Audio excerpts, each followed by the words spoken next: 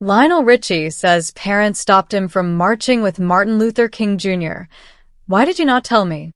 Lionel Richie grew up in the middle of the civil rights movement in the 1950s and 60s, but when Dr. Martin Luther King Jr. came to town, his parents forbade him from joining the Reverend's march. The Hello singer recently reflected on his desire to join the movement while promoting his new memoir, Truly. Richie grew up in Tuskegee, less than 40 miles outside Montgomery, Alabama, and said that while writing the book he realized the profound connection he felt to the activism King was spearheading during that period. What I didn't realize was that it made up the core of who I was, he told The Guardian in a new interview, noting that he and his sister, Deborah, were shielded from the activism. At the time I didn't realize because our parents made a point of keeping a lot of that edge away from us. We were in the bubble.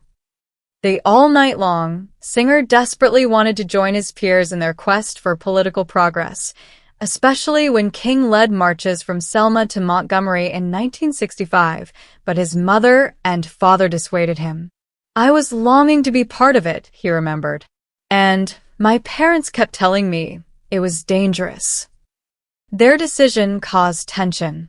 I was angry because I thought they had left me out of some of the most significant history, Richie recalled.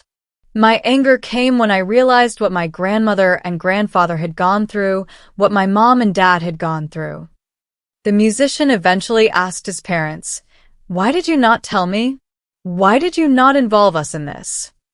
They responded with their rationale. Their answer was, "We didn't want anything to limit you in your thinking of what the possibilities for your future could be," he told The Guardian. "And if we had attached you to our anger, then you would be stuck in our anger." Richie noted that his parents' frustration and resentment were unmistakable. "You couldn't miss it," he said. "Every day I was aware of the anger because there was a Tuskegee anger."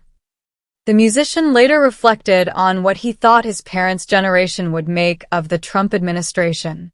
"You know what? I'm glad my dad and that group is not here," Richie said. "It would be tough. I can't even imagine." The Easy singer added that he's experiencing some of his worst moments amid the contemporary political landscape due to what he considers an erosion of progress.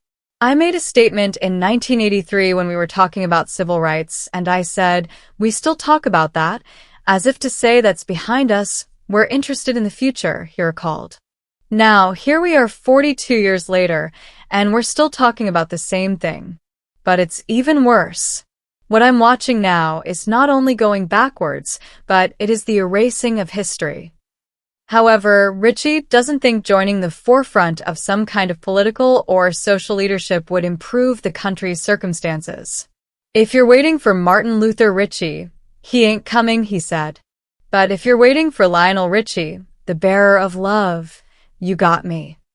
He continued, "Back in the day I was thinking politics is a great place. But I saw Malcolm X, I saw Martin, I saw all the civil rights guys, and guess what? They didn't survive it. It's not survivable. Politics is ugly, it's nasty, and it's got even worse now because they character assassinate you before you even get in. And I found an avenue that works well for me. That avenue," Richie asserts, "is music." He flashed back to one of his concerts in the 1960s as an example. "Right in the middle of all this craziness, on the third row there's the guy from the Klan," he recalled. "Big fan.